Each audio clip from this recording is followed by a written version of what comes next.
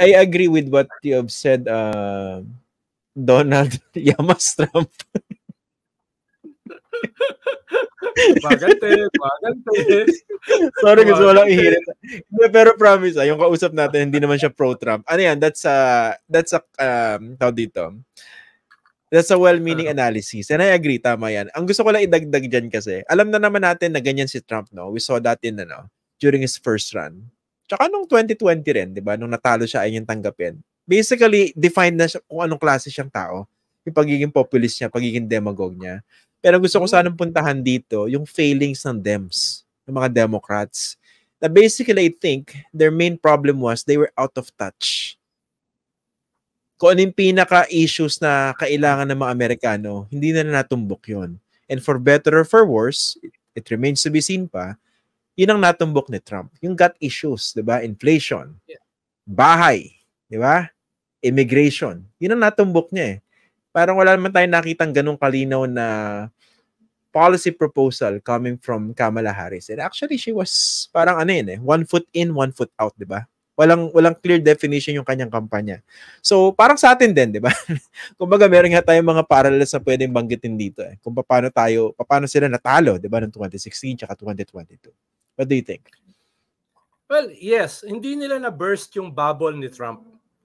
Lumaki pa yung kanyang bubble. Ibig sabihin, yung kanyang mga kasinungalingan, yung kanyang PR stunts, no, yung kanyang disinformation, no, hindi nila na pasabog. Ang nangyari, sila yung tinamaan pa ng husto ni Trump, no? Na hindi naman talaga sila defenseless. Ano ba, economy. Hindi nila na ipaliwanag na yung economy ni Biden ay mas maganda doon sa economy ni Trump. Ano sabi ni Trump? There was no inflation when I was president. There was no inflation.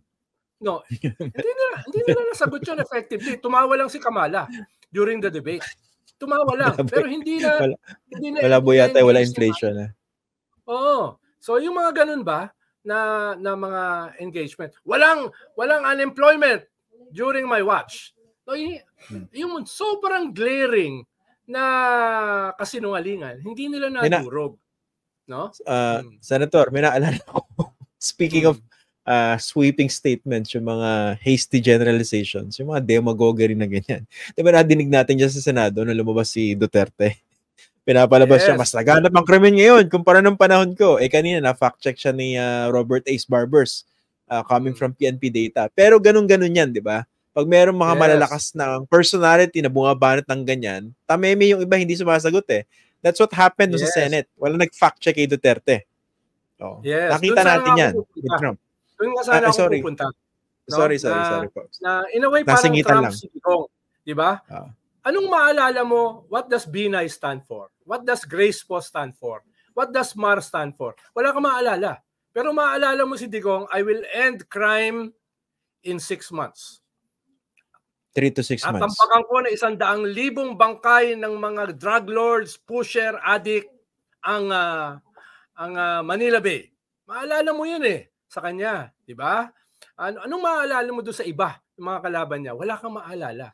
Ganon din si Trump, no? Na-overwhelm ng kanyang PR si Kamala. Ang maalala mo kay Kamala, sabi mo nga, yung bungisngis niya.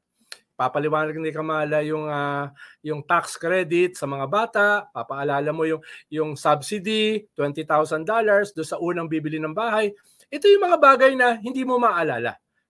Hindi magmamarka. Kay Trump simple, 'di ba? I will end inflation.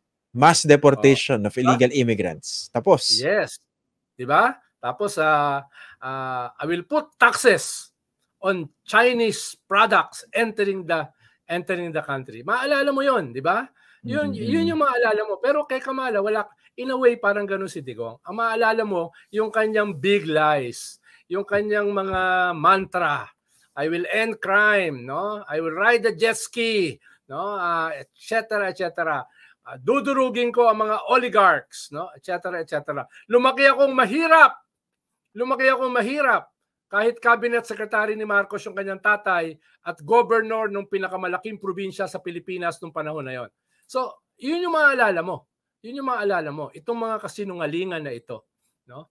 medyo nahirapan yung mga Democrats na butasin yan, yung ganyang klaseng narrative. Pero isa ring mahalaga rito ay dahil tight yung race, no? Kahit naman ngayon nung nanalo na si Trump, nakuha niya yung 95 votes ng Electoral College dun sa swing states. Pero yung swing states before the election ay napaka-tight nung labanan, di ba? Kaya dahil tight yan, kaunting pagkakamali na pwedeng i-exploit tong kalaban mo can spell the difference. Halimbawa, a week before the election, nagsalita si Biden, binanatan niya yung mga supporter ni Trump na garbage. Garbage. Sinubukan niya mag-backpedal away sa sarili niyang statement, sinubukan humiwalay ni Kamala sa statement niya, pero too late. Sumakay na ng garbage truck si Trump. Nagamit na ni Trump yung ganong klaseng, kung titignan mo, maliit na pagkakamali.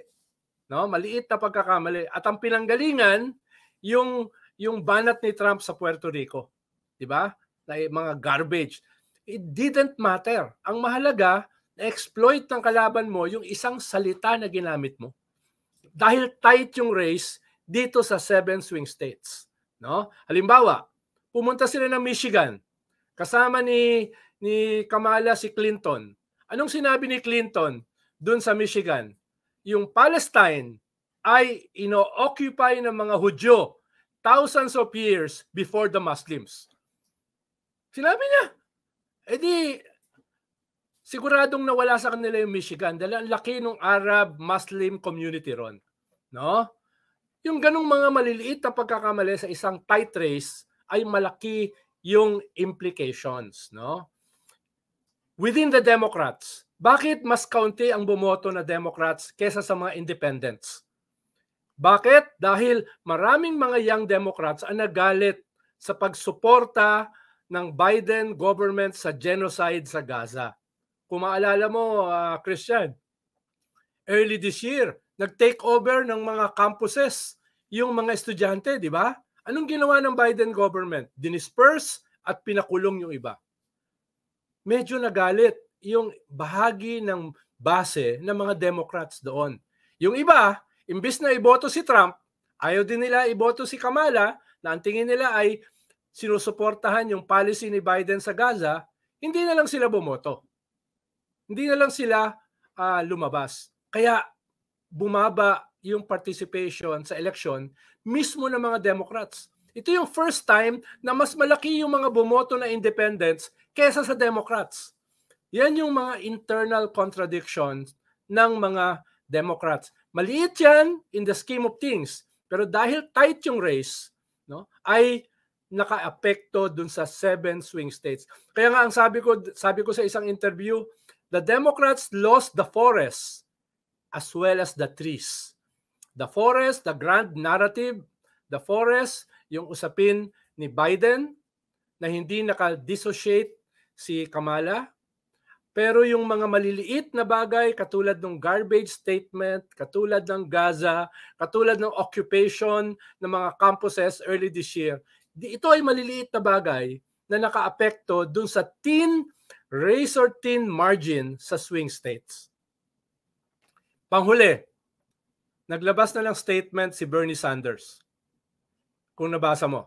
Anong sabi ni Bernie Sanders? No? Nahiwalay tayo dun sa ating working class base. No? Ang naging simbolo ng Democrats ay elites. Yun yung naging symbol ng ating partido. We have lost touch with our own base. No? 2 pages yung sinulat niya, hindi masyadong mahaba, pero basically yun yung essence. No? At maraming mga Democrats, perhaps hindi naman sa majority, pero mas significant na kinakatawan o sinasalamin yung ganong klaseng sentiment. No? Tayo yung ganong parang si Trump pa ang naging champion ng Main Street habang yung Democrats naging champion ng Wall Street. Ay alam mo naman bilyonaryo si Trump. Alam mo naman this is a cynical businessman. And yet very successful yung kanyang political narrative, yung kanyang mga kasinungalingan, no? At napaka ineffective ng mga Democrats para durugin yung kanong argument at depensahan yung kanilang sarili.